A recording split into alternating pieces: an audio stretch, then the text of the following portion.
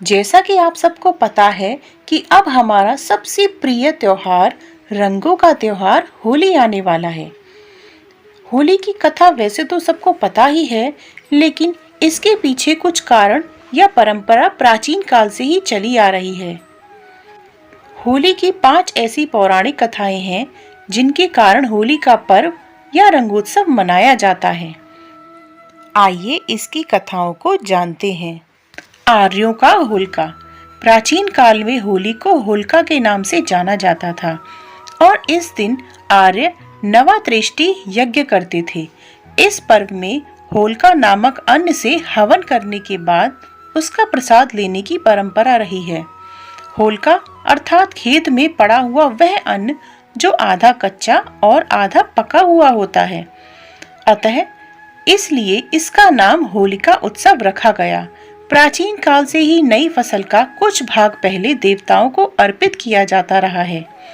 इस तथ्य से पता चलता है कि यह त्योहार वैदिक काल से ही मनाया जाता रहा है।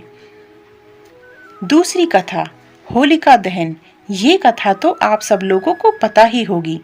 होलिका दहन और होली के रंग के उत्सव की प्राचीन कथा भक्त प्रहलाद और उनकी बुआ होलिका और पिता हिरण्यकश्यप से जुड़ी हुई है। हिरण्यकश्यप खुद को भगवान समझता है और वह अपने पुत्र को विष्णु की पूजा और भक्ति करने से रोकता है, परंतु प्रहलाद इससे इनकार कर देता है। तब प्रहलाद को कई तरह से मारने की योजना बनाता है, लेकिन श्री हरि विष्णु उसे हर बार बचा लेते हैं। अंत में होलिका, जो कि प्रहलाद की बुआ है, वो प्रहलाद को गोदी में लेकर अग्नि में बैठ जाती है, क्योंकि होलिका को यह वरदान मिला था कि वह अग्नि में नहीं जल सकती। लेकिन होलिका का दहन हो जाता है और प्रहलाद बच जाते हैं। इसी की याद में होलिका दहन किया जाता है।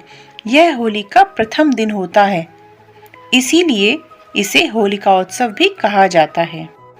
तीसरी कथा, कामदेव को किया था भस्म। इस दिन शिव जी ने कामदेव को भस्म करने के बाद जीवित किया था।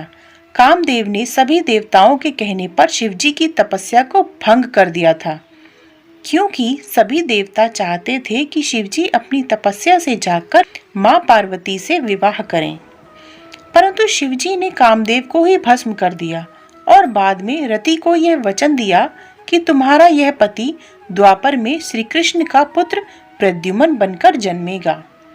चौथी कथा, राक्षसी ढूंढी और राजा पृथु की कथा। यह भी कहते हैं कि इसी दिन राजा पृथु ने राज्य के बच्चों को बचाने के लिए राक्षसी ढूंढी को लकड़ी से जलाकर आग में मार दिया था। इसीलिए होली को वसंत महोत्सव या काम महोत्सव भी कहा जाता है। पांचवी कथा, पूतना वध। जिस दिन राक्षसी पूतना का वध हुआ था, उस दिन फागुन पूर्णिमा थी, अतः बुराई का अंत हुआ और इसी खुशी में समूचे नंदवासियों ने खूब जमकर रंग खेला, नृत्य किया और जमकर उत्सव मनाया। तभी से होली में रंग और भंग का समावेश होने लगा है। तो दोस्तों, आज की कहानियाँ आपको कैसी लगी? होली की कहानियाँ आपको कैसी लगी? कमेंट सेक्शन में ज़रूर बताइएगा। मिलते हैं अगली नई कहानी के साथ। तब तक खुश रहिए, स्वस्थ रहिए, मस्त रहिए। राधे राधे, जय श्री श्याम।